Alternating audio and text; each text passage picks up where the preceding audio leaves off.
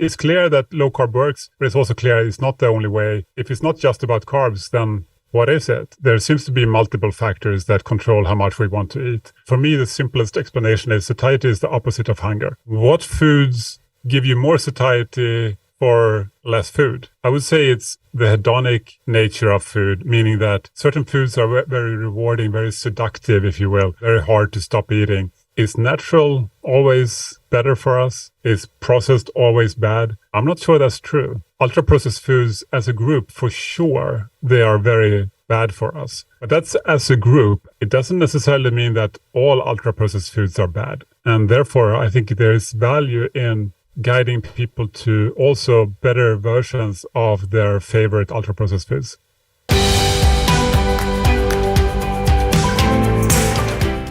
We have today with us Andreas Eenfeldt. Now, correct if I mispronounce that. I always try to guess how to pronounce that. But Andreas, are you back in Sweden today, or where are you located? Yep, I'm in Stockholm, Sweden. Very nice. Okay. Great to be on.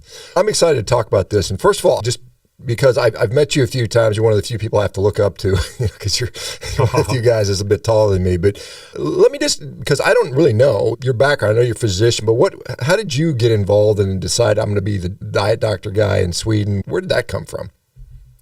Yeah, it's a long story. I was a new family doctor back in the days, and I was really interested in food and nutrition. I picked up this book 21 years ago about the glycemic index. It really blew my mind because, like you, in med school, we're all taught about saturated fats and calories, and that's pretty much it. We don't know much more. But this just made so much sense. Talking about the quality of what we eat, how that influences how much we want to eat, and really that's still, I think, still holds true. I got into it by getting obsessed about this topic myself, trying it myself, talking to friends constantly until they wanted to talk about something else. And then I started talking to patients eventually once I felt comfortable, having read a lot of science, talked to a lot of experts. And I guess that's what really convinced me, because as what tends to happen as a doctor is you just prescribe lifelong medications for metabolic health problems, diabetes, hypertension, etc., and people just tend to get worse. But when I started talking about lifestyle interventions and changing your diet and reducing the carbohydrates, then people came back healthier, happier, and just really grateful. And that was such a change, really, from what I was used to. So that's when I got really into this. And that's how it all started. And then, so 15 years ago or so. You started Diet Doctor. What year was that started? Do you remember? Yeah, sure. I started in Sweden in 2007 and then the English version 2011. So a long time ago. Yeah, so 16 years ago. So goodness. Undoubtedly, there's got to be tens upon tens of thousands of people that have been helped by that, probably even in the hundreds of thousands at this point. And that's got to feel pretty good. But I guess the reason we're doing the podcast is because you guys have recently made a pivot in philosophy, and you've gone to this sort of satiety per calorie model. And it's been very controversial. There's a lot of criticism on that. I watch on Twitter, you guys going back and forth, and I've told you, I said, good for you. Let's find things that work. And I'm always happy to support people that are trying to help people. And I think that's, irrespective of what the method is, as long as if it works. How did that sort of, because I remember you at some point a couple of years ago, you said, I think protein is more important than we've been giving it credit for in the ketogenic community. And I've been a lifelong protein guy. I've always lifted weights. I've always known the value of protein. And I think it does have a role in health as well. But what was a sort of moment that you just said, oh, wait a minute, I might need to rethink things? Where did that come from? It's been a gradual process. And like you said, there's a lot of discussion and debate and criticism even. And I think that's natural and as to be expected when you try to push for something new, you try to create something new and innovative. Now, taking ideas from new people, new science, then there are always going to be critics, right? Anything new ever, there is always people criticizing it. So, I think that's fair. That's the way it should be. But shouldn't let it discourage you, right? If you think that something is the right thing to do, let's just do it. It's been a long process over the years. I'm a big fan of low carb, obviously, since 2 decades ago, and still eat low carb. And low carb certainly has a lot of evidence behind it. But it's not the only way, right? There are people who are successful in other with other dietary approaches, and not everybody who goes on a low carb diet is successful with it. So there is potential, I think, for something potentially more flexible and more effective, even potentially.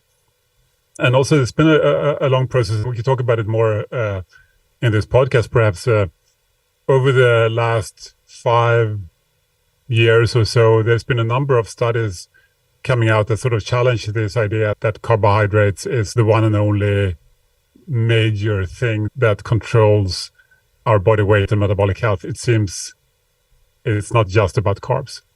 So to me, it's clear that low carb works, but it's also clear it's not the only way. It's not the only factor.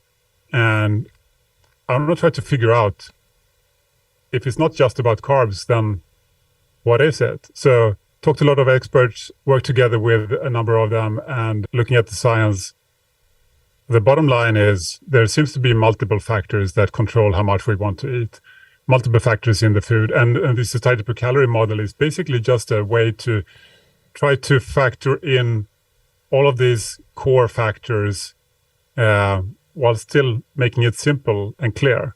Because if you have to look at 15, 20 different numbers for every individual food item, then it's impossible it's just too hard, too complex, too difficult. It's not simple. But you take all this complexity and make it simple. I believe you can. And that's what we are aiming to do with HAVA and with the satiety per calorie model. Yeah, certainly. If criticism were to make you stop, I'd have stopped a long time ago, because I get criticized every day. I mean, so it's something, and when you talk about satiety, because this is something that I've certainly noticed within this sort of meat-based carnivore community, satiety is pretty good, and I know your model would agree with that.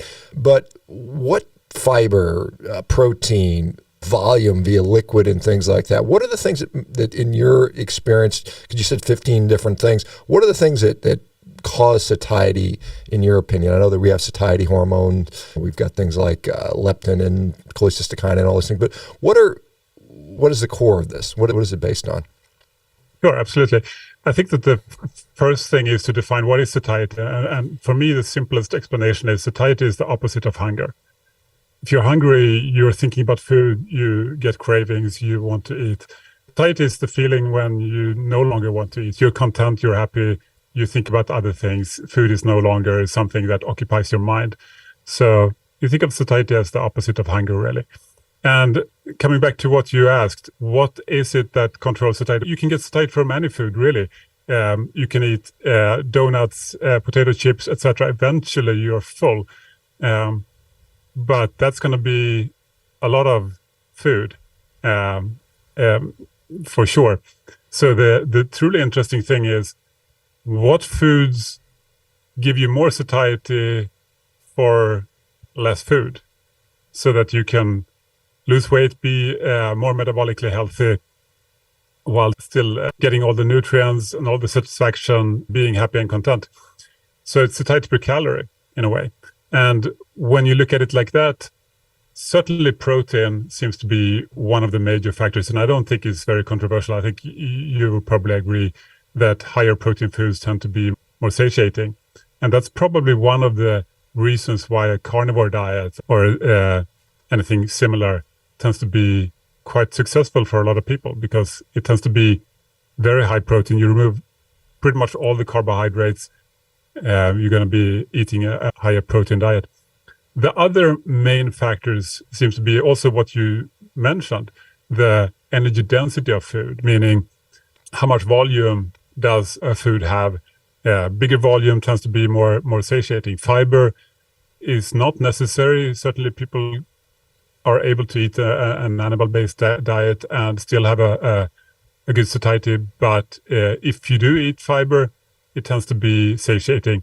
And then the final big factor, there are many smaller ones probably, but we try to select the 4 biggest ones. I would say it's the hedonic nature of food, meaning that certain foods are very rewarding, very seductive, if you will, and very hard to stop eating. And those tend to be combinations of certain things, such as sugar and fat for ice cream, for example, or very highly concentrated starch and fat, so potato chips, something that also influences it is salt in combination with fat or carbohydrates. Like salted nuts tend to be more seductive than unsalted nuts, or salted pretzel is more seductive than crackers. So those tend to be the 4 factors that most experts seem to agree, and most science tends to agree that there is a decent support that these factors really influence the satiety per calorie. And what we try to do is combine all these 4 into one number with an algorithm, and then try to train this algorithm, adapt it so that it matches the data that is available from existing human studies and existing human experience in the best possible way. Yeah, but this is certainly a work in progress. Nobody's really done it like this before, and the perfect data doesn't exist yet, meaning that we can only do the best we can with existing data, and then as soon as we get more knowledge, we can improve this model, make it better. I would argue that it may actually be better than anything else I've seen already, just because it takes into account all these main factors and not just 1 or 2 of them. Yeah, and obviously the protein, the fiber, the volume, that's pretty easy to measure. But the hedonic factor, again, for one person, ice cream may be the thing, and other people, I don't really like that much ice cream. I've seen people tell me they don't like ice cream. I'm like, what's wrong with you? But so I think the hedonic is going to be somewhat subjective in my mind, and maybe you probably noticed that. And I like the fact that you realize this is a work in progress, and as you can adapt to that, because your model's going to make a prediction, and it's not always going to be right. And then what do you do when people say that didn't work for me? Then you go back and you feed the model their data. And so I guess the goal of this model, as you mentioned, weight loss and cardiometabolic health, that's a big deal. It's still a little bit of a narrow focus. From my perspective, I may be treating with someone with Crohn's disease, and we can get them to lose weight a lot of different ways, but they may not get better with their Crohn's disease unless you remove a lot of things when it comes to nutrition. One of the things that I see you get a lot of criticism for, and I think rightly so, is that sometimes you'll have like maybe this ultra-processed food, this keto pizza, and you'll compare it to an egg. And the keto pizza does better than the egg. And a lot of people saying, why are we putting ultra-processed food above a whole natural food? And I know you're a critic of ultra-processed foods just as I am. I know that, but just based purely on that score alone, how do you justify that? Yeah, lots of interesting things to talk about there in what you just mentioned. I just want to make a comment on something you said in the beginning first. Yeah, there are certainly individual preferences for different foods, and one person might be totally drawn to ice cream while another is totally drawn to potato chips. So what we are working on right now is average things. Yes, there are differences, but a lot of people get drawn to ice cream. Very few people are overeating broccoli in that way. A lot of people are drawn to potato chips.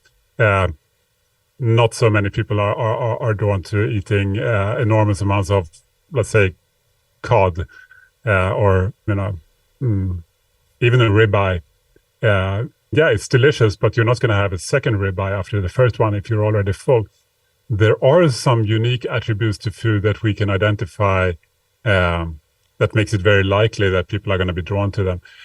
Now, back to your question about ultra-processed versus sort of natural foods.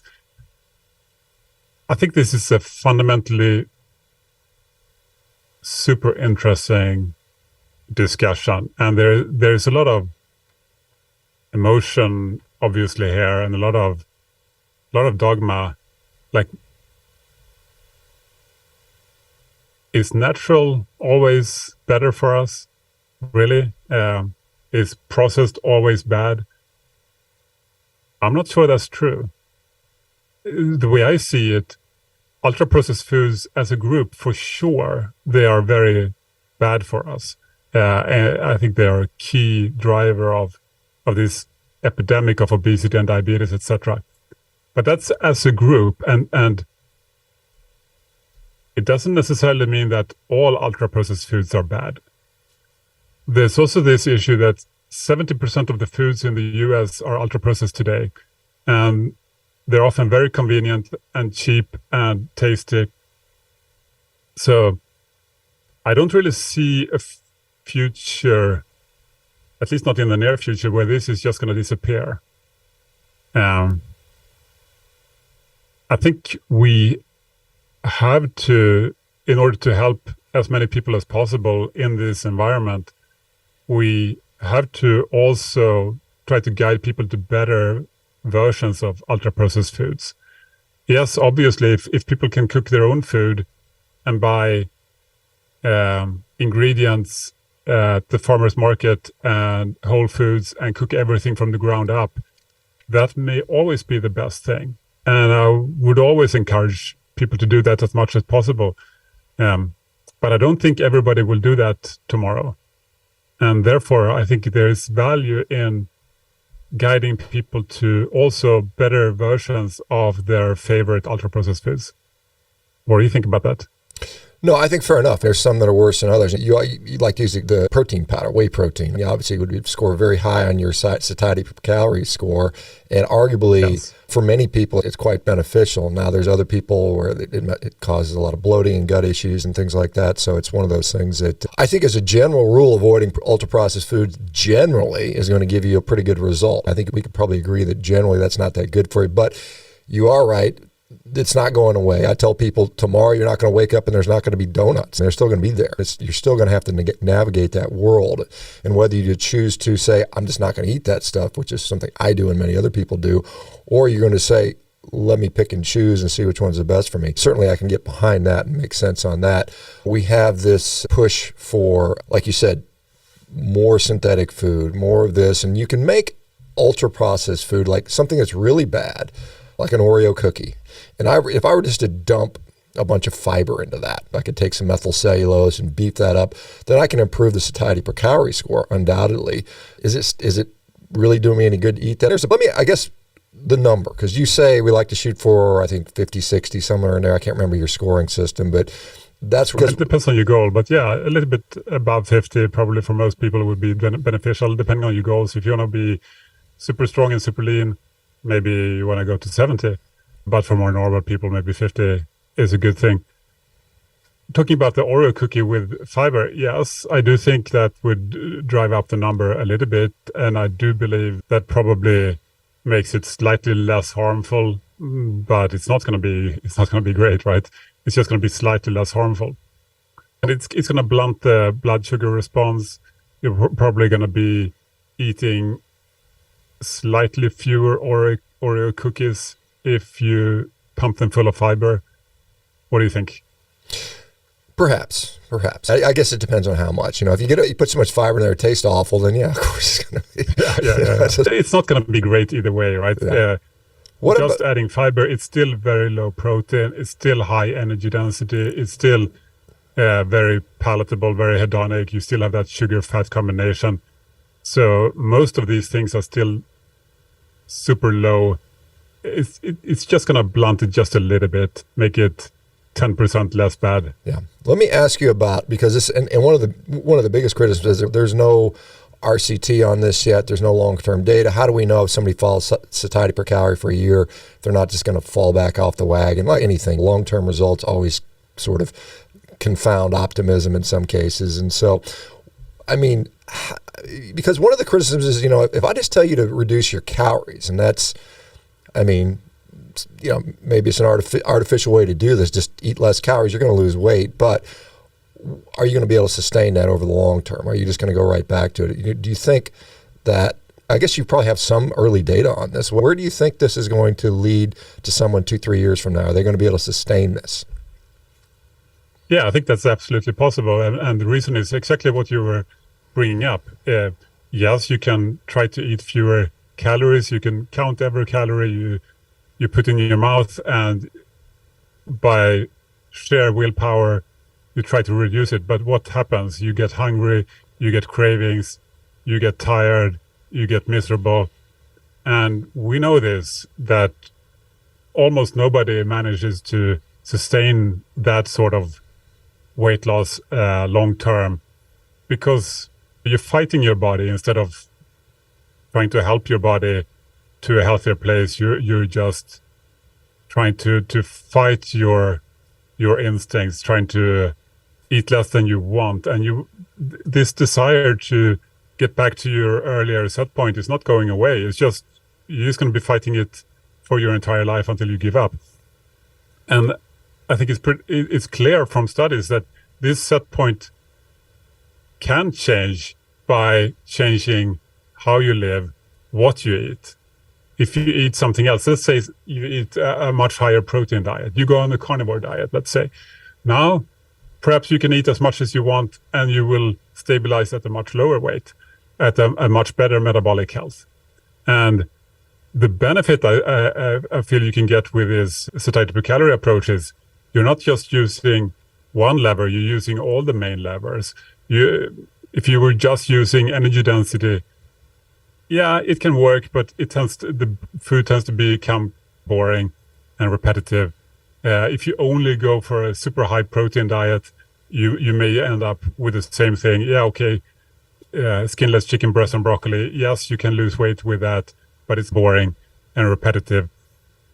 What you get with this model is you get much more flexibility to fit in more of the foods that you love or versions of them.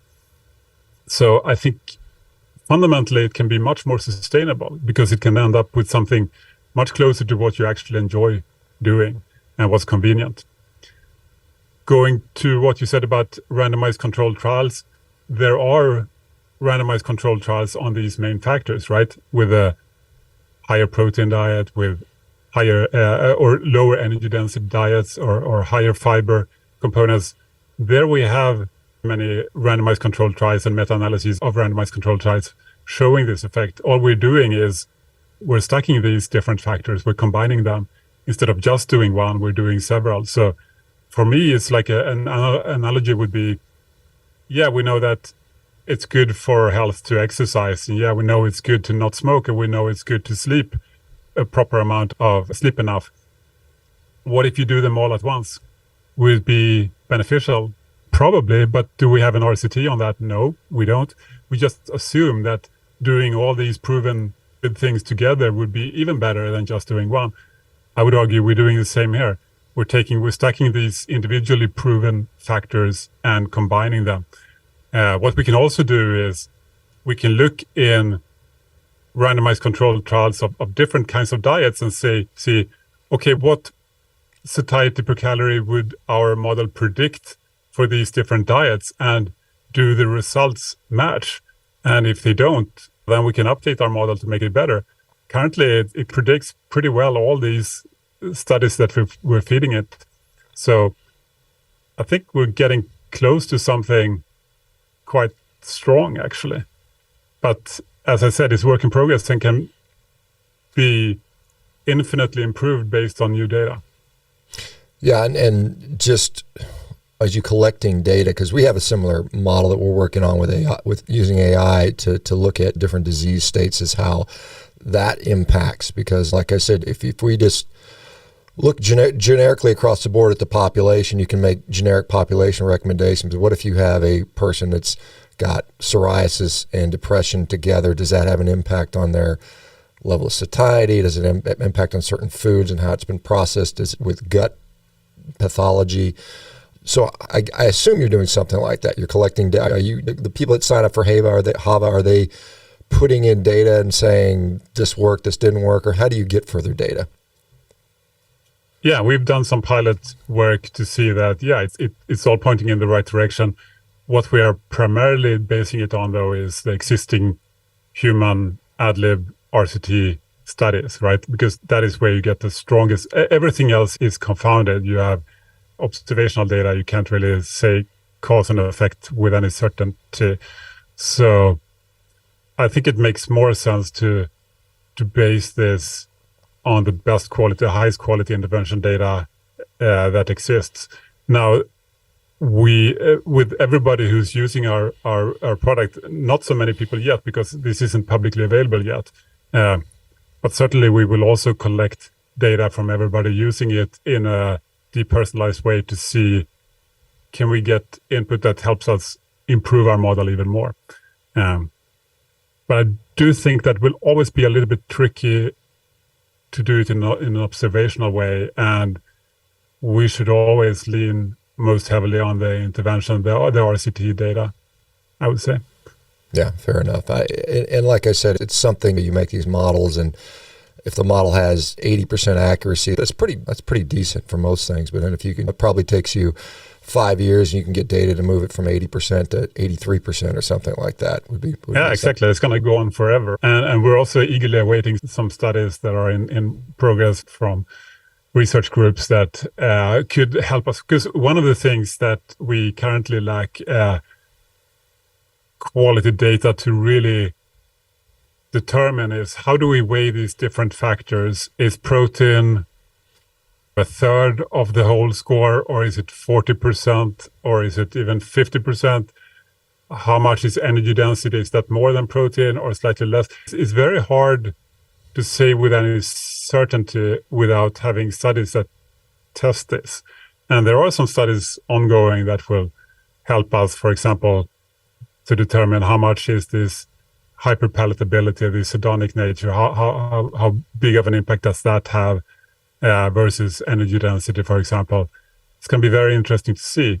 This has never been studied before. So what we're doing now is we're guesstimating, and then we are looking at the results. Do they match the existing studies? Does it seem plausible? Or should we tweak it a bit?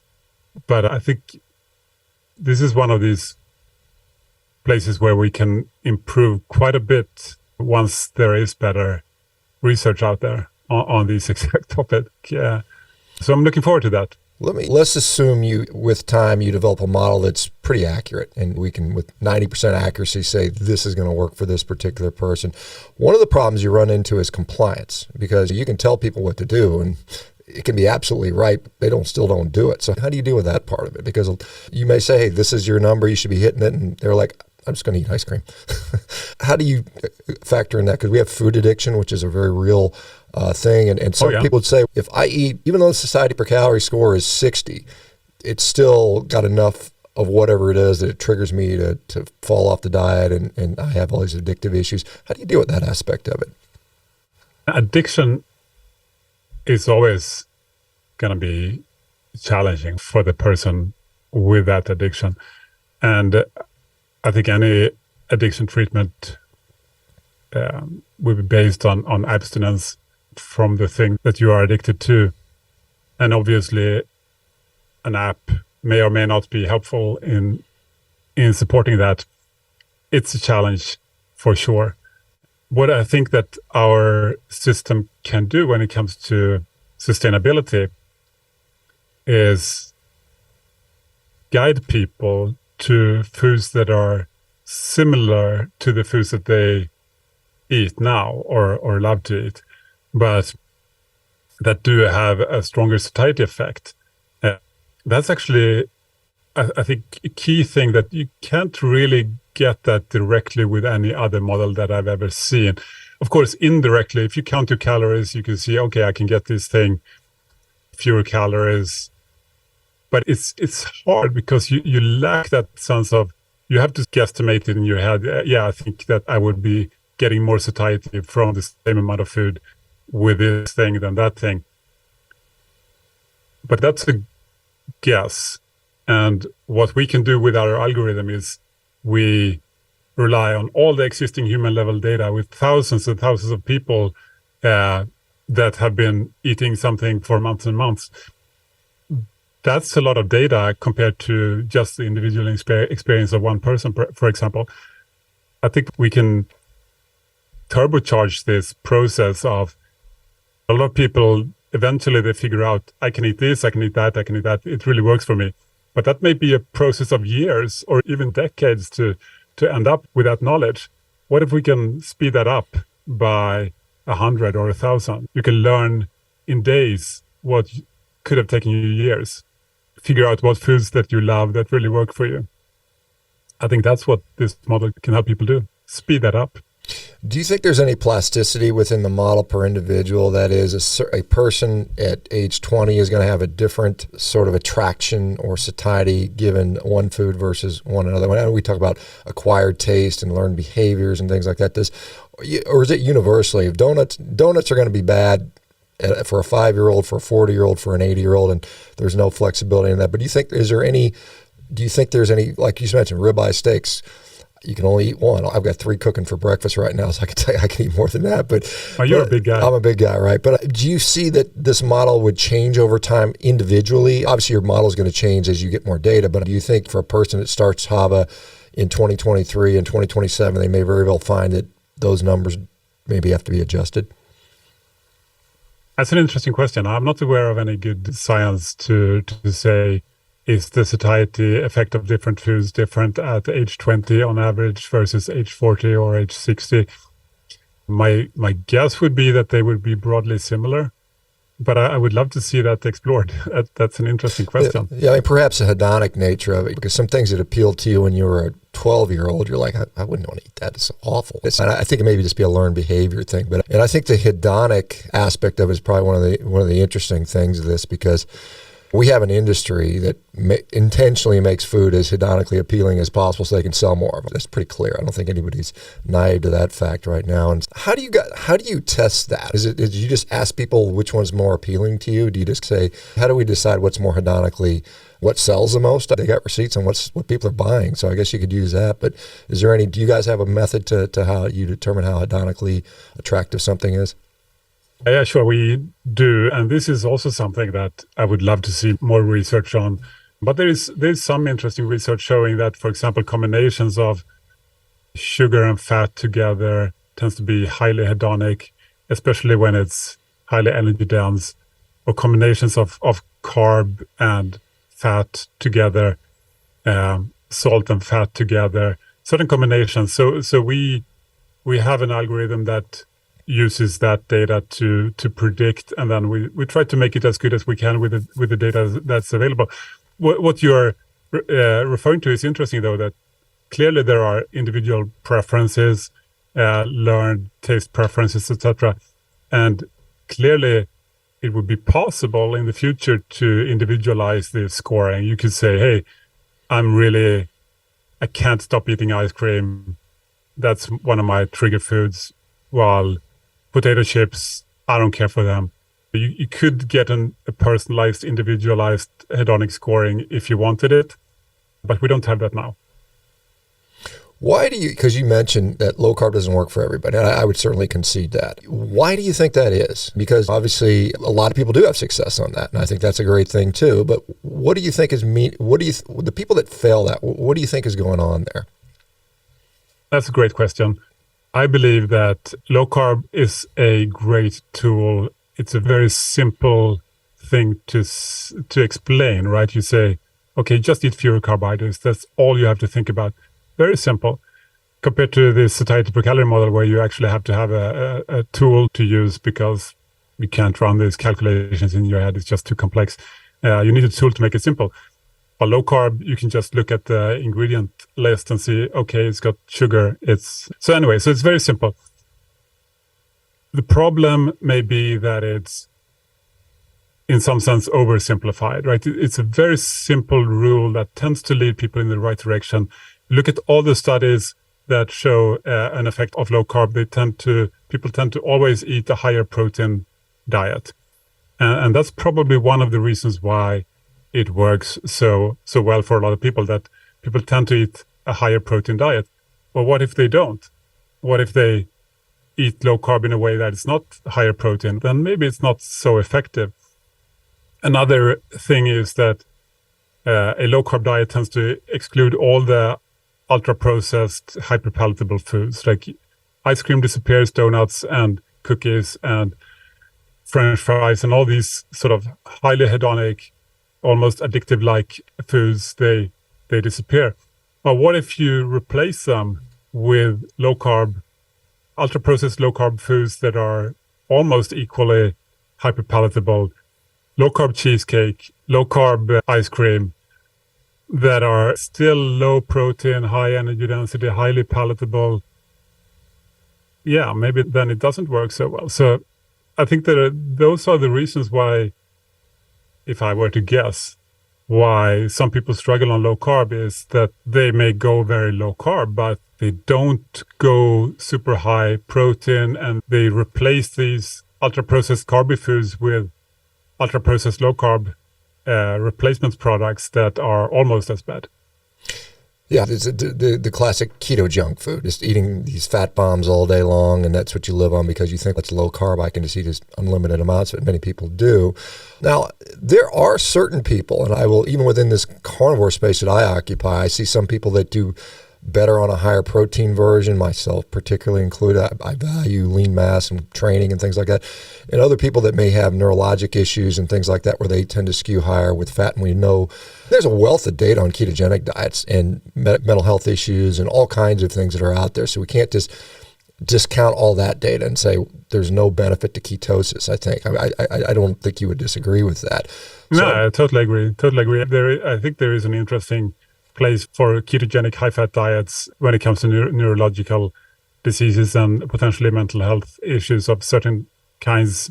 Super interesting. Yeah. There might be a very interesting effect there. Yeah. Like I said, I think with HAVA, your goal is basically general population, no specific populations. Just if most people would generally eat in a satiety per calorie way, most people would probably achieve a better body weight and a better cardiometabolic health. Is that the proposition, I'm guessing? Yeah, it's metabolic health and body composition. You can use it for fitness purposes as well, I'm sure. And I do think that there are a lot of common health problems that would tend to get better from this, and probably many of your listeners as well, that poor metabolic health is rampant in the Western world, in the US, right? You have 93% of the adult population have poor metabolic health. You go up to the age of 50 or above, it's 97%. It's almost everybody, and this drives all our top chronic diseases, heart disease, cancer, dementia, stroke, and just poor quality of life. So I think there's a massive need for something that works better than counting calories, but still allows for a lot of flexibility and sustainability in something that fits people's preferences and lives, not just the smaller group of people who are able to do really profound changes to their lifestyle and go on, for example, a ketogenic or a carnivore diet. That's great. If that works for people, that's fantastic. But I think a lot of people find it hard to do that for the rest of their lives. And then there might be good to have some flexibility there. Yeah, I don't expect people to do a carnivore diet the rest of their lives. I find many people, they end up doing, they certainly value meat by the end of it. They've gotten to where they've been unbrainwashed as far as I'm concerned. Let me ask you a question. Satiety per calorie, Impossible Burger versus a standard burger patty. What's going to get a better score? I think a standard burger gets quite a bit higher because it tends to be higher protein. I think these replacement meat products tend to be, unfortunately, quite a bit lower protein, most of them. Certainly, I think that they could be an option for people who don't eat meat for ethical reasons, for example. But yeah, the meat-based version is probably going to be always higher satiety per calorie, yeah, so far at least, from what I've seen. I guess they could put more fiber in there and maybe make it. I might not make it tasty, though. Yeah, some people would argue it's not very tasty anyway, but I'm obviously biased in that regard. But where I would assume like whey protein powder would score like 100 or something like that. It'd probably be at the top. It's something like... It's very high. And if you dilute it with water, it's going to be in the 80s. Okay. So is there something that has 100? Is there something on your model that gets 100? Depending on which brand you choose, you might get close to 100, actually. Yes, you can get to 100. I mean, remember, this is satiety per calorie, right? Mm-hmm. Really low calorie foods tend to get, leafy green vegetables, for example, tend to be close to 100 because it's actually pretty high protein as a percentage, and then it's fiber and it's low energy density, and it's certainly not very hedonic, and has almost no calories in it, right? Try to get obese by eating only spinach. It would be probably impossible. You would have to eat a whole field of spinach every day. You couldn't even fit that into your stomach, right? But that doesn't mean that you should eat only spinach. Obviously, that's impossible. But you can add leafy green vegetables to whatever it is you're eating, and it's always going to increase the average satiety of your meal, right? Yeah, and is there like a daily cumulative amount, or is it an average satiety per score per the day? Can you eat some leafy greens and a couple of donuts and make that averages out to 50? Is that how that works, or how do you formulate it? You have to eat a ton of spinach to average out even one donut, I would say, because there's so many more calories in the donuts. The average score is to a large extent calorie weighted, so that a very caloric thing like a donut has a lot more impact on the average score than a little bit of spinach, because it's almost no calories, right? Yeah, I guess I'm just trying to think the mechanism of the app. So like I sign up for Hava, maybe you said it hadn't been released for the public, so maybe it's not completely finished out yet, but I sign up and you say, okay, here's your menu for the day, or pick 12 foods that are going to give you an average score. Is that how that's supposed to work, or how does it work? Yeah, you can, for example, just tell the app what it is you've eaten in a day, and you get the scores, and you can see what the average is, and you can see what foods help you to get a higher satiety, and what foods drag you down. So it's, in a way, it's like having a coach that shows you what to eat more of and what to eat less of, and then get suggestions for what you could eat instead, what could be a good menu for the day with your preferences.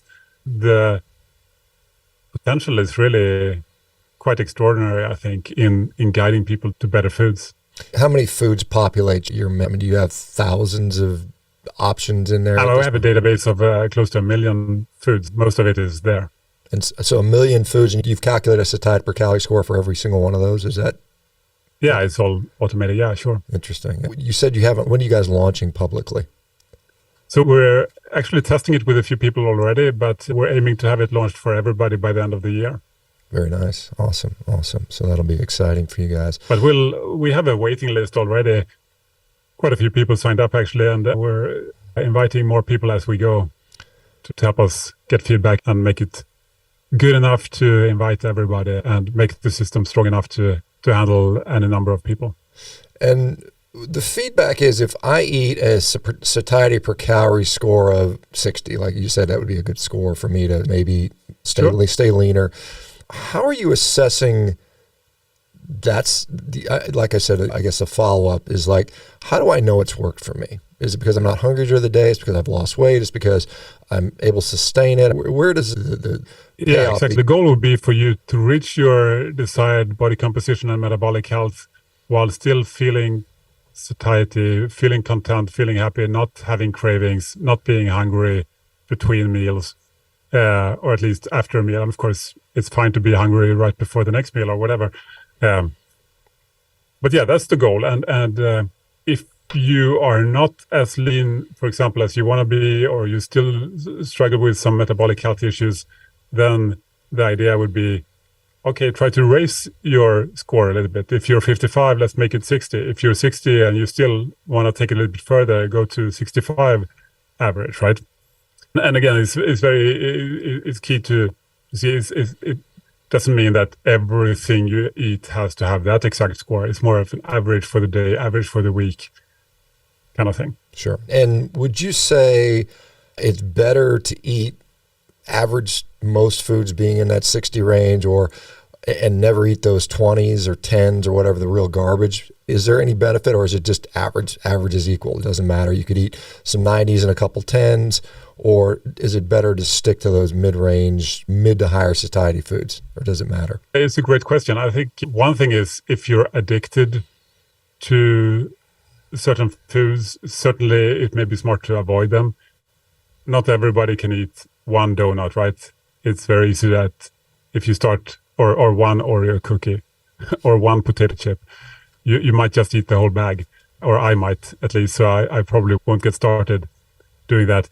If you can eat one cookie and otherwise higher satiety foods the whole day, is that bad? From a satiety perspective, I think it works fine. You can argue, is it bad for your health in some other way? Was there some additive in that cookie that could harm you? Maybe. Will you notice it? Maybe. For me, it's, let's say my kids, they bake some cookies at home. I might have some. I think that makes life worth living. Your kids make cookies and you taste it and you enjoy it. And then you eat quality foods for the rest of the day. You get a good average. Would I have been better off not eating that? I don't know. From a health perspective, probably. From a quality of life perspective, hard to say. What do you think?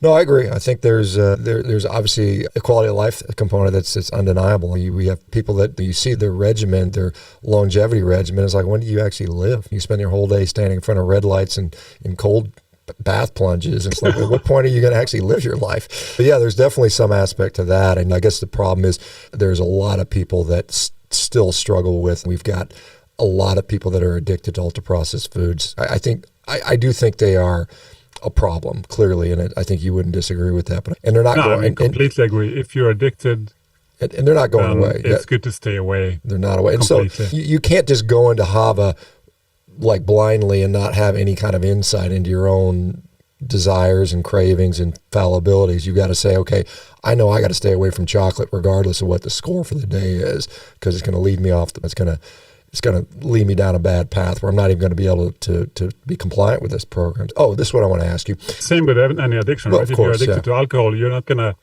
recommend someone to have just one drink and then everything else you should be alcohol free. No. Well, as long as it's if you're a gambling addict, just buy one lottery ticket or just go into the casino for 5 minutes. No, don't do it. So I can't drink alcohol if it's low satiety per calorie. If I have a drink that's on the lower satiety per calorie side, Unfortunately, alcohol is not super high satiety. No. Yeah. Just with regard to the app, is it just purely 100% app based? There's no coaching, physician interaction, or anything like it? It's just all just app by itself, or is there some support with that, or community, or something like that? We aim to automate as much as possible to be able to scale this as much as possible, but I can't tell you everything we have cooking, but there are some very interesting things possible with AI now, right? So you can actually get a bit of that experience in an automated format. Surprisingly good, I would say. Maybe in some ways even better than, Well, if it's proprietary, we won't get into that too much. Well, ChatGPT and everything, right? Sure, yeah. It's getting surprisingly good.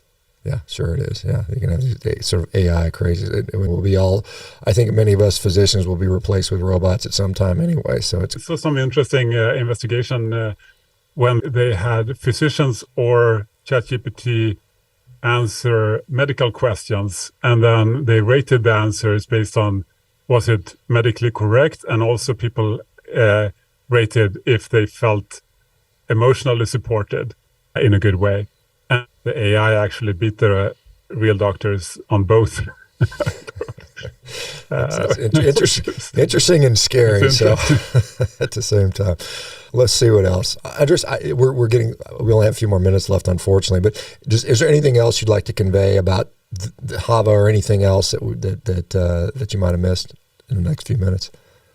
No, I just think that this is a highly interesting frontier, and something that people who are eating a carnivore diet, I think we're building an interesting tool to be able to tweak it a little bit. If people don't get the full effect that they want, then maybe this is a tool that can help this become a little bit more effective, tweak it a bit. Or if people want more flexibility, but still maintain the good effect that they're having, then it could be helpful for that too. So it's an agnostic approach that can be used for any food preferences, whether carnivore or anything else, really. So that is super exciting, I think. Yeah, one thing I think I saw a study recently, maybe it was USDA that put it out. It was 91% ultra-processed food diet healthy. I don't know if you saw that recent article on that. Yeah, but it's BS, right? But can we do it? My food preferences is Twinkies and Doritos. Can you make a diet for me? Can you make a fully ultra-processed Hava approved diet, or do you think that this is not possible? I do think that it's possible to make an ultra-processed diet that is high satiety. Like you mentioned, whey protein powder probably. But that study, I wouldn't trust it much, because it's just, they say it's healthy, but it's just based on some sort of healthy score, right? There was no measurement. They didn't find that people got healthy they just found that it could fit a definition of what healthy foods are, a definition that, of course, is influenced by the food industry, right? So it's like a circular argument. The food industry influences what is considered healthy, and then they find that, yes, we can make this ultra-processed food healthy according to our definition of healthy. Do you trust them with your health? No, I don't. But but couldn't you make that same sort of argument for HAVA? You could say, I can make a HAVA healthy score and still have it be mostly junk. Can you see where that could be a problem? If you just say, I think the caveat to you just say, hey, just don't eat a bunch of garbage. Most of us know that. I don't care what the satiety score of a low carb, keto, high fiber brownie is, it's still a brownie. It's just those tend to be, I've looked at a number of these sort of healthier for you versions of brownies and ice cream and chocolate and so forth. They tend to be a little bit higher on the scale, but still low. It's very hard to make something that tastes like brownies or ice cream or chocolate and make it score really high. I haven't seen that yet. But certainly you can, for example, you can have some omelette, which is ultra processed because it's got lots of processes to put it together, and they have some additives so that it's going to be more shelf stable, etc. Can you make that kind of food healthy? I think it's maybe possible. I think it's possible to make ultra processed foods that are at least way less unhealthy than what we currently have. Sure. Oh, absolutely. For sure. The question is, will they sell and are they addictive? And because that's the business model. But anyway, Andreas, thank you so much for doing this, for driving that frontier, because I think, heck, we're not winning where we're at currently. We just see the metabolic and obesity rates continue to skyrocket across the world. I'm sure Sweden is becoming that to somewhat where you're at. And every time I travel outside of the U.S., I'm always impressed how less sick everyone is, but they're still getting sick, and so that's great. So we're following in your footsteps. Where do people go? Yeah, unfortunately, in the U.S., where do people go to find out more about HAVA or Diet Doctor, or just in general what you're talking about? Where can they go? Yeah, they can go to hava.co. That's our website, and there they can find the links to all our social media and everywhere where we publish things. And they can, if they want to sign up for our waiting list and be among the first to use our product, then they can also do that. You wouldn't believe what they want what someone wants for that. Yeah, we had to pay quite a bit of money for Revero.com. We ended up paying a fair bit of money, but yeah, we might get it there eventually. But eventually, yeah. Not now. Good luck with that, and good luck with. I hope it goes great. I really do. Like I said, anything that makes society and people healthier, I'm all for. And whether it's HAVA, whether it's carnivore, whether it's even plant-based, I sometimes shudder to say that. I think anything's better than that we have now. So good luck to you, and hopefully you prove your critics wrong. If not, you go back to the drawing board and keep working. So anyway, Andreas, thank you so much. Thank you, Shawn. Pleasure to be on. All right, guys. It's fun. We'll see everybody tomorrow, guys. Take care. Bye-bye, Andreas.